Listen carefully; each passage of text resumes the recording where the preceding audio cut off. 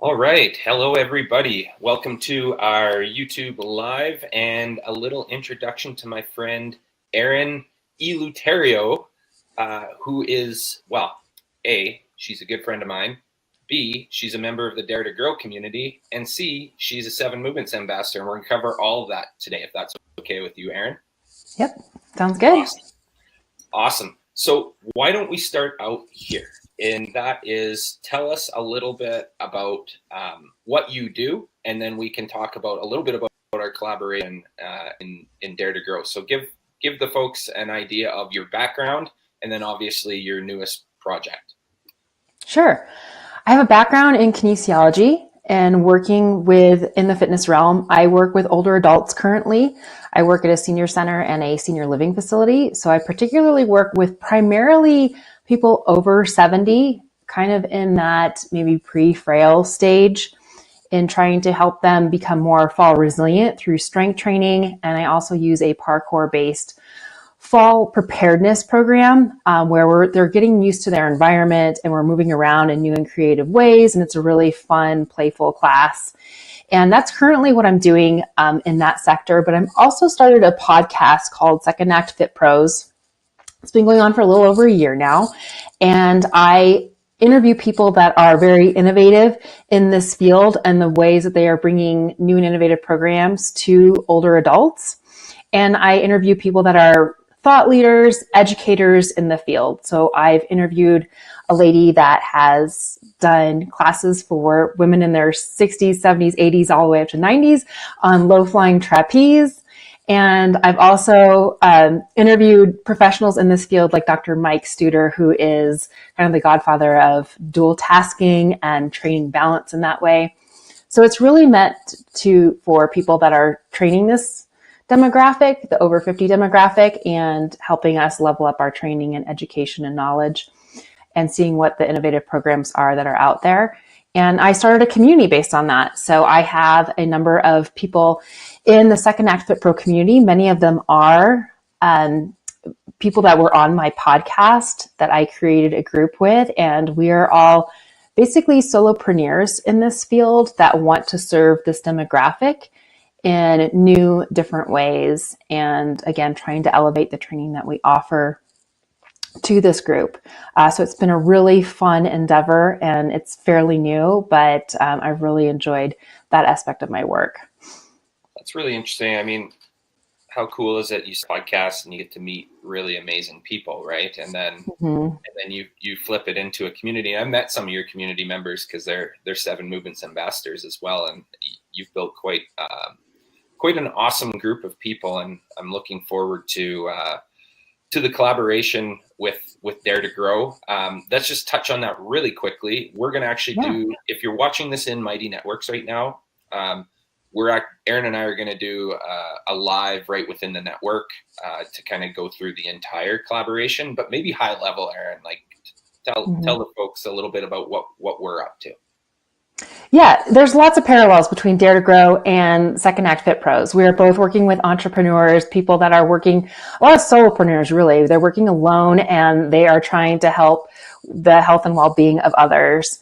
So we felt that there's a lot of parallels there, that it was worth a collaboration in providing some of the tools and resources that you're giving to Dare to Grow, which is business coaching and resources to help people grow their business, as well as Second Act Fit Pros is really about uniting people and collaborating, peer-to-peer mentorship. So we felt like there was an opportunity for collaboration there and getting some of the Dare to Grow resources and sharing this collaboration and network of people that I have with the Second Act Fit Pros. And so that's what we're exploring. Yeah, it's amazing. I think what's really fantastic from my perspective is, we get to grow a larger community, so you just get access to more people and get to meet more practitioners in various domains. And then we get to share and combine resources and give people access to more stuff that'll help them. And then lastly, for me, on the personal note, I talk to all of my clients in a business coaching sense, as you know, Erin, around collaboration versus competition. Talk exactly all of the time. And I just thought this was like such an awesome opportunity to model the way for the folks who are joining the community, and show them like, see, you can collaborate together and create really awesome experiences for people. So I'm really looking forward to that. And now I will pivot a little bit, Erin, into 7 Movements, because Erin is also one of our amazing 7 Movements ambassadors. Obviously, you're a practitioner, as you were explaining. Give the folks a little bit of an idea around, I guess, what you saw in 7 Movements and how it may be able to help the population that you personally work with. Yeah, I was really sold on 7 Movements idea of turning non-movers into movers. That really spoke to me. And the fact that you're trying to address the 80% of the people that don't want to go to a gym and do traditional fitness exercise activities. I see this all the time being in the fitness industry. And I always think, like, how can we bring those people in? And it's something that I think continues to be a challenge. I have only a handful of people that come to my classes at the senior center, at the senior living facility. And I see so much non-movement in this population where they come in and they, like the senior center, for example, they come in, they play cards and that's it. Or they come in and play bingo and that's it. And at the senior living facility, I'm seeing people and it's like every time I see them, they're always sitting down and there's just this non-movement going on. And as we know, like as you get older, that really accelerates the aging process immensely.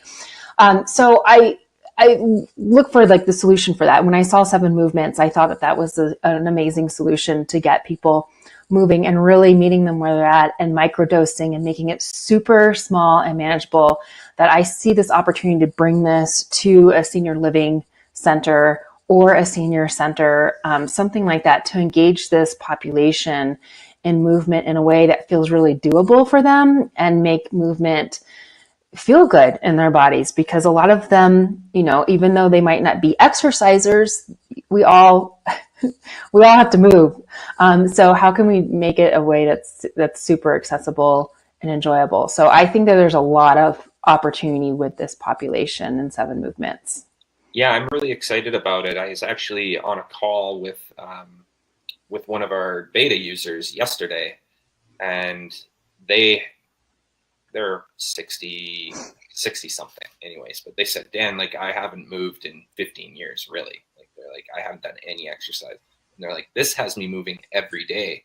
And I'm starting to feel like I can do a little bit more. And so she was asking for more at that, which is great, because 7 Movements is meant to be a bit of a gateway drug into more exercise, and that invitation that allows people, like you say, get the win, be able to get something accomplishable and accessible to them and meet them where they're at. So I think that senior population, there's a lot of folks that fit into that category who they know they need to move more, but when they hear the word exercise, they go, oh, I don't do that. That's not exactly.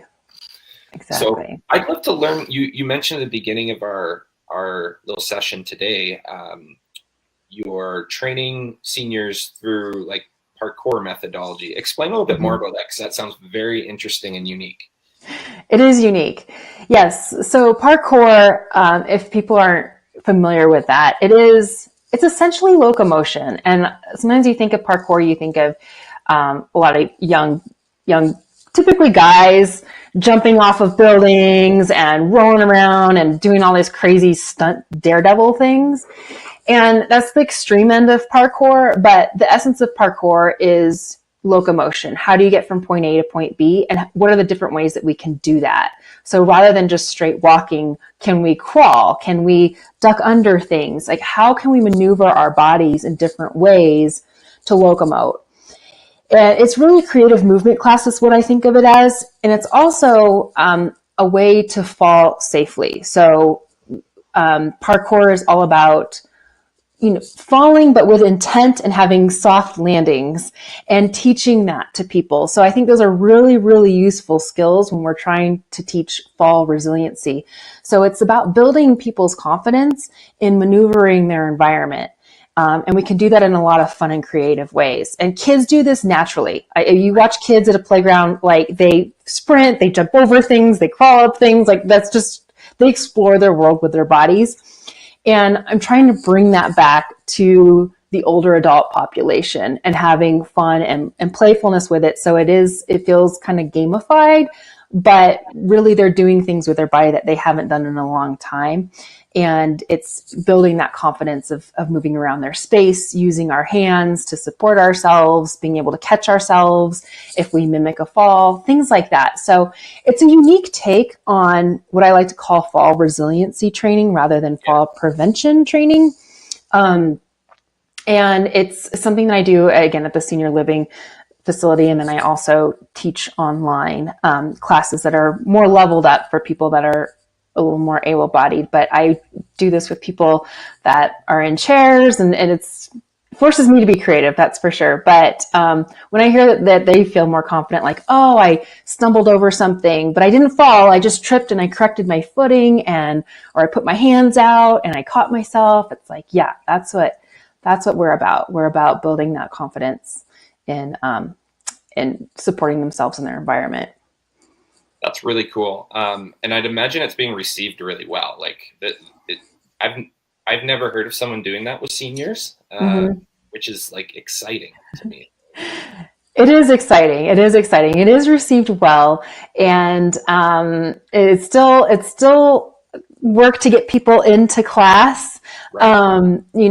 At the senior living center. But if they come by, like sometimes people will walk by and they'll be like, well, I thought this was an exercise class, but you all are just playing games. Right. And if that's the way it looks like to them, then cool. Like, I feel like I've done my job. Like, I don't want this to look like a typical exercise class. I want it to look like we're just playing around here. But I know that what we're doing is have intent and there's training benefits from it. But if it's just fun and games to them, then I feel like I've done my job. Yeah, no kidding.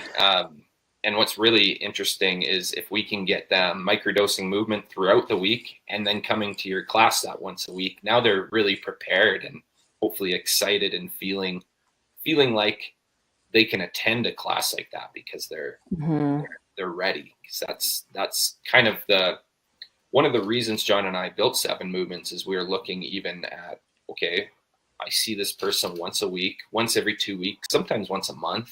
On a one-on-one basis from a practitioner level, it's hard to know that they're being consistent when they're not with us, right?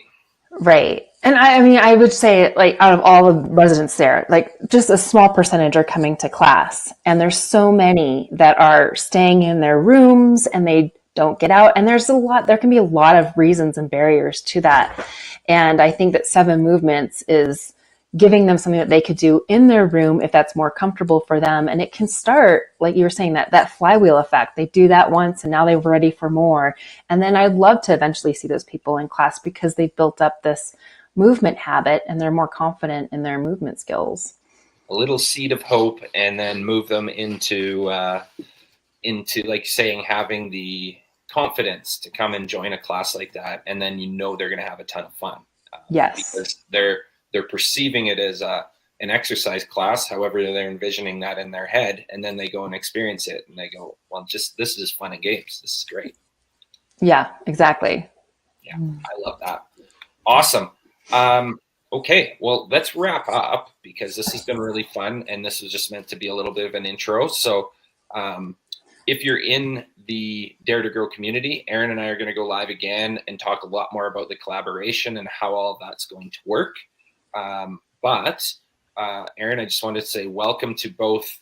Obviously, Dare to Grow. I'm excited about that partnership, but really honored to have you as a 7 Movements ambassador and being able to share what we're doing with the population that you work with, as we know is super important to get moving and help increase their health span and enjoy their later years in life because they keep moving and having fun. Yeah. Thank you, Dan. I love what you're building and I'm happy to collaborate.